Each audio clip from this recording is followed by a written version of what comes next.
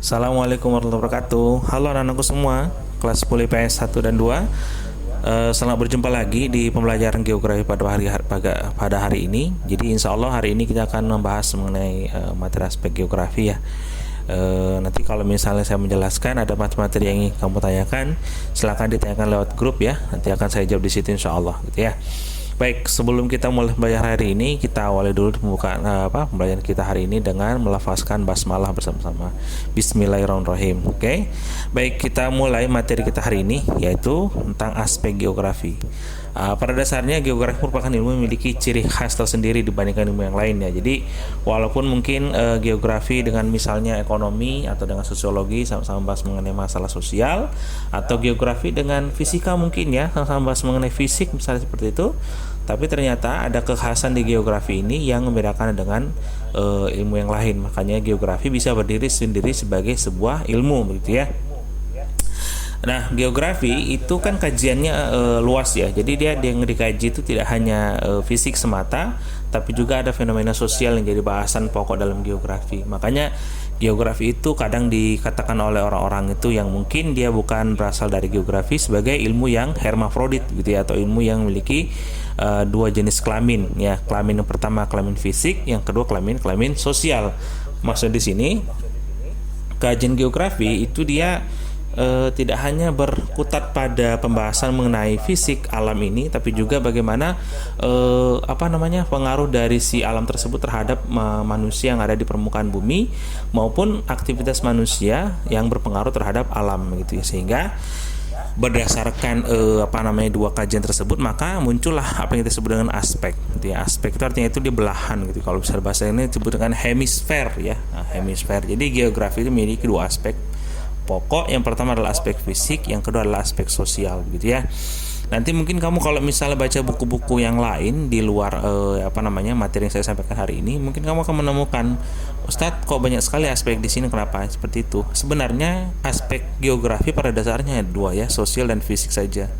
Nah, kemudian kalau misalnya nanti muncul aspek-aspek yang lain, itu adalah turunan dari si aspek fisik dan sosial ini gitu. Oke, kita lanjut.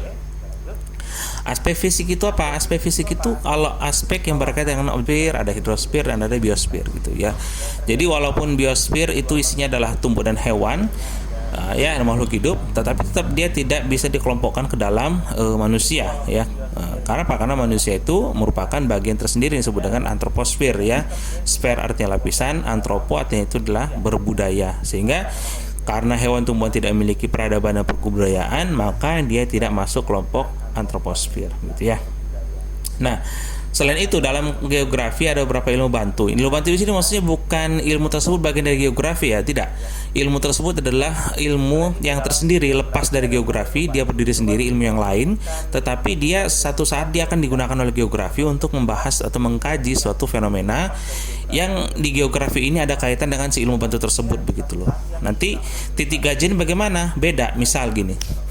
Kalau misalnya di bidang aspek fisik misal ya, kita bicara mengenai misalnya batuan lah, misalnya batuan.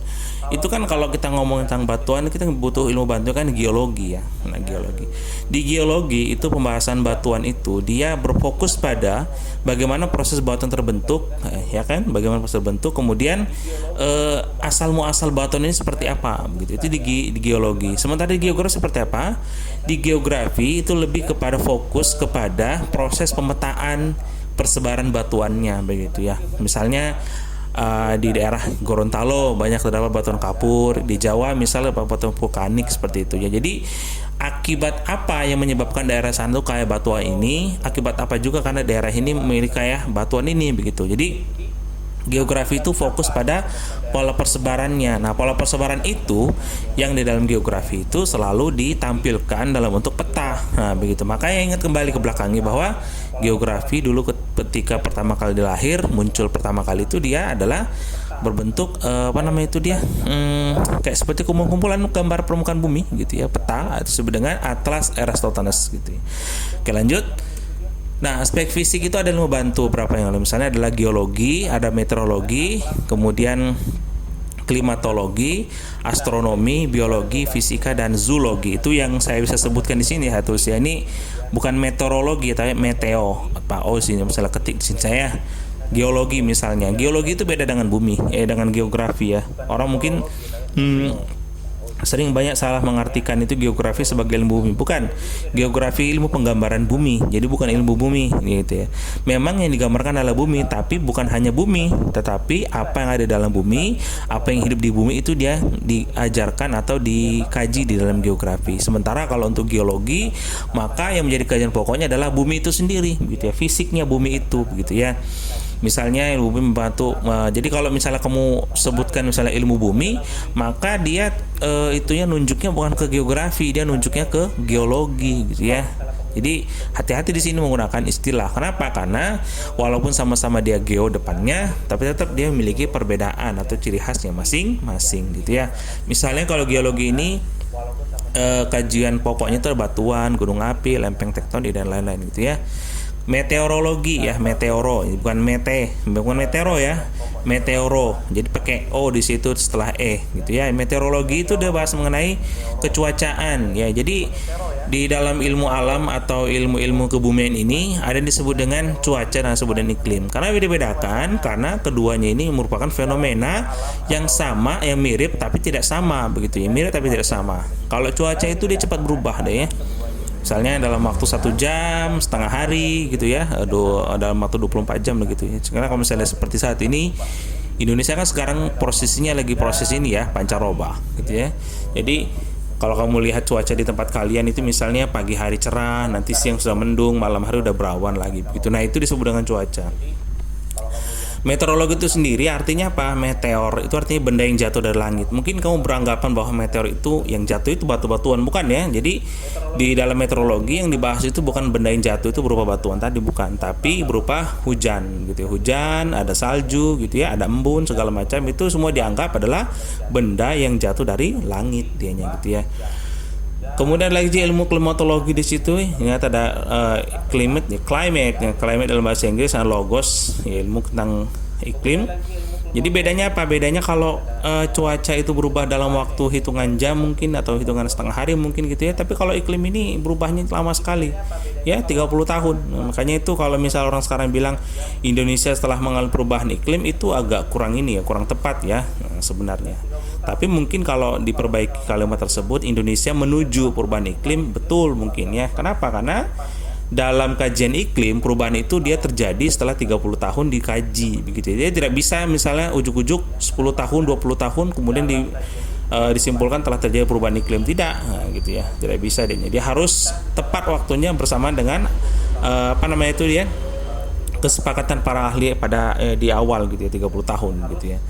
Kemudian juga ada ilmu astronomi ya, ini ilmu tentang benda-benda langit gitu ya, astronomi. Biasanya kalau astronomi dulu itu dia dikait-kaitkan dengan misalnya klinik lah begitu ya, baca-baca misalnya nasib orang begitu ya, pakai misalnya itu dia zodiak ya. Itu sebenarnya bukan astronomi ya, tapi itu disebut dengan ilmu astrologi ya gitu ya. Beda ya. Bedakan astronomi dengan astrologi. Kalau astrologi itu yang sering kamu baca-baca di majalah-majalah remaja itu, misalnya itu dia Sagittarius, percintaannya kayak gimana gitu ya, asmaranya seperti ini, keuangannya gitu ya. Padahal menurut saya nggak mungkin juga sih. Kenapa? Lah manusia di bumi ini tuh, jangankan di bumi lah ya, di Indonesia aja ada 260 juta lebih begitu loh. Bagaimana mungkin ada 100 orang sama semua nasibnya begitu, misalnya sama-sama Cancer, misal kayak saya Cancer sama Cancer, kemudian sama-sama nasibnya percintaan sama, kan aneh begitu ya. Itu sangat nggak mungkin lah begitu. Makanya saya harap kalian karena sudah belajar tentang agama, akidah, akhlak seperti itu, nggak usah lah percaya-percaya seperti itu ya. Cukup kamu jalani hidup ini, berdoa yang terbaik untuk kalian, insya Allah nanti akan nasibnya bagus begitu ya. Kemudian ada ilmu biologi, yaitu tentang ilmu kehidupan. Yang di sini nih, kalau misalnya kalau di biologi itu kan membahas tumbuhan hewan itu kan anatominya begitu ya, kemudian proses perkembangbiakannya seperti apa begitu ya. Nah, kalau di geografi kita ngebahas hewan tumbuhan juga iya, tapi tidak dari sudut pandang biologi seperti itu, bukan. Sudut pandang geografi dalam melihat tumbuhan dan hewan itu dia lebih ke arah bagaimana pola persebarannya di permukaan bumi. Misalnya gini, maleo ya, maleo kan hanya ada di Sulawesi ya, Sulawesi banyak ya, kan nggak pernah kamu temukan di Papua deh maleo itu. Nah, kenapa? Nah, itu jawabannya itu dicari, itu dikaji. Yang kemarin itu kita pakai ilmiah 1H gitu ya. What, why, where, kemudian lagi when dan how. Nah itu 5W1H. Nah gitu ya, itu pertanyaan seperti itu. Atau contoh yang lain misalnya gajah. Kan gajah itu kan hanya ada di Sumatera, Kalimantan ya. Mungkin kamu beberapa dari kalian mungkin baru dengar, gajah di Kalimantan ada ya, jangan salah, disebut dengan gajah Borneo ada ya. Itu dia banyak terdapat di daerah perbatasan antara Kalimantan dengan ini Sarawak Malaysia. Nah itu banyak sekali, di daerah Sabah juga banyak ya gajah Kalimantan atau gajah Borneo namanya gitu. Nah itu pola persebarannya itu. Kenapa gajah cuma ada di situ? Kenapa nggak di sini, nggak ada gitu? Atau misalnya kenapa di Sulawesi nggak ada harimau gitu ya? Kan nggak pernah dengar kamu tiba-tiba ada harimau di Sulawesi, kecuali di kebun binatang gitu ya. Kemudian fisika yang membantu geografi mengkaji hukum-hukum alam ya. Itu kenapa kan di fisika banyak hukum alam ya, banyak hukum-hukum yang misalnya itu terkait dengan Faraday, terkait dengan hukum gravitasi. Nah itu kan hukum-hukum itu kan yang digunakan oleh ilmu kebumian termasuk geografi begitu ya. Zoologi, nah zoologi itu ilmu tentang hewan, jadi dia turunan dari biologi ya, zoologi ya gitu. Oke lanjut.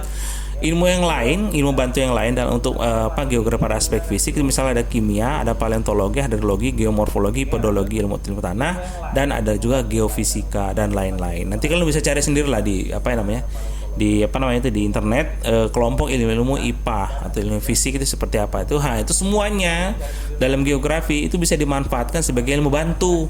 Begitu ya. Jadi ingat ya, ilmu bantu, bukan ilmu bagian dari dia, bukan turunannya gitu ya. Lanjut. Aspek sosial. Dan aspek sosial itu adalah aspek-aspek kehidupan manusia atau humaniora yang terkait dengan bagaimana manusia itu bermasyarakat ya, berkebudayaan dan berperadaban begitu ya. Makanya itu disebut dengan antroposfer. Sper itu kata saya lapisan, dan antropo itu artinya itu adalah budaya. Jadi lapisan yang berbudaya. Hewan tumbuhan berbudaya tidak ya, karena dia punya akal gitu. Selain itu dalam geografi ada beberapa ilmu bantu. Nah ilmu aspek sosial misalnya mana, misalnya ini ya. Nah itu ada ilmu demografi ya, jadi demos atau rakyat, grafi ada gambaran, jadi gambaran mengenai rakyat atau penduduk. Nah begitu ya. Jadi demografi itu pada dasarnya adalah ilmu kependudukan gitu. Kemudian di geografi dia dijadikan ilmu bantu untuk membahas mengenai kependudukan. Nah begitu ya. Pertanyaannya misalnya dalam geografi misalnya, kenapa sih orang Jawa itu tersebar di semua pulau begitu loh ya. Kamu bisa melihat lah ya, fenomena itu nyata ya di depan mata kita ya, bahwa orang Jawa ini adalah suku yang paling tersebar di Indonesia, dimulai dari Sabang sampai Merauke. Dia dari mulai Aceh di barat sana sampai di Papua sebelah timur itu orang Jawa ada begitu ya. Nah, kenapa misal pertanyaan yang lain, kenapa orang Gorontalo susah ditemukan gitu di Jawa misalnya gitu. Nah, itu pertanyaan yang terkait dengan pola persebaran kan. Nah, itulah yang dikaji dalam geografi gitu ya. Ekonomi misalnya. Nah, kalau ekonomi kan ngebahas mengenai misalnya itu dia perekonomian negara ya, pertumbuhan ekonomi, bagaimana meningkatkan UMKM segala macam gitu-gitu ya ekonomi ya. Nah, sementara geografi itu ngomongin apa ekonomi. Tanggi misalnya, kenapa sih di sini kok ekonominya rendah? Kalau di sana ekonominya bagus begitu ya, pertumbuhannya oke gitu. Kenapa di situ kok ada pasar, di sini nggak ada pasar? Kenapa harus di sana pasarnya gitu ya? Kenapa pasar sentral itu harus di tengah kota begitu? Kenapa nggak pasar sentral di pinggiran aja deh, misalnya di batasan daerah Kabila gitu? Nah itu pertanyaan-pertanyaan yang terkait dengan pola persebaran kegiatan ekonomi masyarakat di suatu daerah atau suatu wilayah. Nah itu yang dikaji geografi itu kenapa gitu ya. Kemudian hukum dalam geografi itu dia dimanfaatkan untuk membahas mengenai terutama hukum-hukum ini ya, hukum-hukum adat ya, hukum adat misalnya gini. Kan kalau masyarakat itu kan pasti ada hukum positif ya, hukum positif itu hukum yang diberlakukan oleh negara ya. Misalnya kalau orang mencuri di penjara berapa tahun, itu hukum positif namanya, atau hukum konvensional. Sementara hukum adat itu adalah hukum yang hanya berlaku di komunitas tertentu misalnya. Ya misalnya kalau kita lihat langsung kembali, kalau ada masyarakat tradisional misalnya di Jawa itu di Banten ada disebut dengan suku Baduy. Nah, di dalam suku Baduy itu dia kan ada hukum adat toh. Hukum adat itu berlaku hanya untuk orang Baduy situ gitu. Misalnya, kalau orang Baduy dalam, Baduy luar itu dia berbeda. Baduy dalam itu dia tidak tidak bersentuhan sama sekali dengan dunia luar atau lingkungan luar dia. Sementara Baduy luar itu sudah berhubungan dengan dunia sekitarnya. Makanya kalau kamu naik kereta itu di daerah sekitaran Serpong ya mungkin ya, atau di daerah sekitar Serpong situ saya pernah lihat sebenarnya. Jadi nanti kamu bisa beberapa kali melihat orang Baduy luar lah ya. Biasa mereka dicirikan dengan menggunakan baju warnanya hitam gitu ya. Kalau yang Baduy dalam itu pakai wajah putih gitu ya. Dan mereka itu biasanya itu jalan kaki ya, dari tempat mereka sana itu jalan kaki ke pinggir jalan besar. Di situ kemudian ngambil angkutan, nah, begitu. Biasanya mereka itu ngambil keretanya itu dari Rangkas Bitung karena mereka itu tinggalnya di daerah Kabupaten Lebak, Banten gitu ya. Sejarah, nah sejarah itu kalau ngomongin sejarah kan pasti kan terkait dengan ini kan kronologi ya, kejadian peristiwa, bagaimana urutan-urutannya seperti itu. Nah sementara kalau geografi bagaimana Ustadz? Nah kalau di geografi itu bagaimana tuh manusia itu membentuk sejarah tadi itu. Sejarah misalnya gini, kenapa kok apa namanya itu, kok yang pertama kali dapat Islam misalnya, penyebaran Islam kok di pinggir pantai sih gitu loh. Kenapa bukan arah pegunungan begitu? Itu di geografi seperti itu pembahasannya. Ya. Pasti jelas gitu ya bahwa daerah-daerah sekitar pantai pasti adalah daerah yang langsung berhubungan dengan dunia luar gitu ya. Lanjut. Nah, ini adalah daftar ilmu-ilmu bantu geografi dalam aspek sosial gitu ya. Jadi gampang sebenarnya untuk materi yang aspek sosial fisik ini. Nggak susah ya. Nanti kamu bisa baca sendiri di buku. Makanya kemarin maka tadi saya minta kalau kalian tadi baca bukunya kalian, nanti selalu dapat kayak gitu ya, dapat ininya apa namanya, materi yang bisa dipahami lah gampang gitu. Oke, ada lagi, oh ya habis, ternyata sudah habis ya materinya ya. Nah itu saja dulu penjelasan saya dari hari ini tentang aspek fisik dan aspek sosial geografi. Nanti kalian kalau misalnya ada pertanyaan silahkan ditanyakan lewat grup ya. Nah pertanyaan kamu tidak sebatas pada materi aspek ini ya, bisa juga nanti membahas mengenai materi tentang kemarin itu hakikat geografi yang lain, misalnya konsep dasar geografi, kemudian prinsip geografi maupun pendekatan geografi. Kalau kalian punya soal-soal terkait dengan pernyataan konsep, prinsip dan pendekatan yang kamu nggak paham jawabannya, kenapa ini gitu, silakan nanti diajukan ya, dicopas aja masuk ke dalam grup, nanti coba saya bahaskan untuk kalian agar kalian lebih memahami.